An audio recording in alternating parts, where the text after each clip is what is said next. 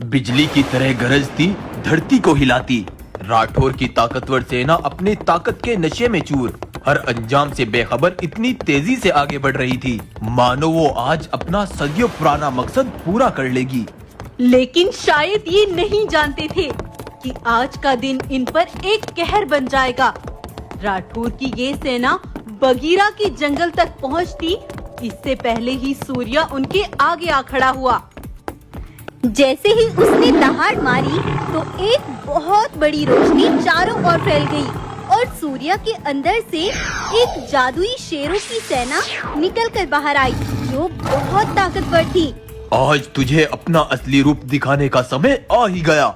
मेरे रास्ते से हट जा, नहीं तो बहुत बड़ा नुकसान उठाएगा। अपनी इस मुट्ठी भर सेना से डराना चाहता है मुझे, मार डालो इन्हें। सूर्या और राठौर की सेना में भिड़ंत लग गई, लेकिन सूर्या की सेना ने अपने मुंह से जादुई आग के गोले निकाले और राठौर की सेना पर एक के बाद एक वार किए और राठौर के आधे से ज्यादा सिपाही आग से वहीं भस्म हो गए। ये देख राठौर घबरा गया। रुक जाओ, मुझे तुम्हारी ताकत के बारे में अंदाजा हो गया। बोलो, क्या चाहते हो तुम? तुम्हें बगीरा की बेटी को आजाद करना होगा। आखिर कौन है बगीरा और राठौर ने उसकी बेटी को क्यों अपना गुलाम बना के रखा है?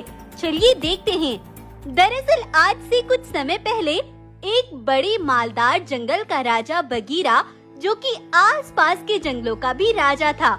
बगीरा एक बार अपनी बेटी रीमा के साथ बाहर निकला हुआ था, लेकिन अभी वो थोड़ी ही दूर चले थे कि तभी राठौर अपने कुछ सिपाहियों के साथ वहाँ आता है।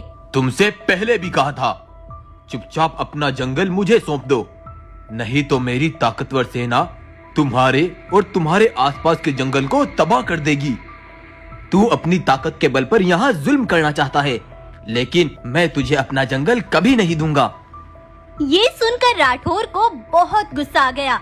उसने बगीरा को वहीं बेहोश कर दिया और उसकी बेटी रीमा को उठाकर वहाँ से अपना गुलाम बनाकर अपने साथ ले गया।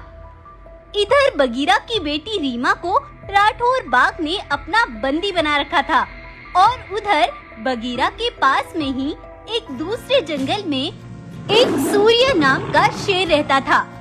साधारण जानवरों के बीच रहकर सूर्य अपना जीवन बिता रहा था, लेकिन सूर्य को अपने अंदर जादुई ताकत महसूस होती थी।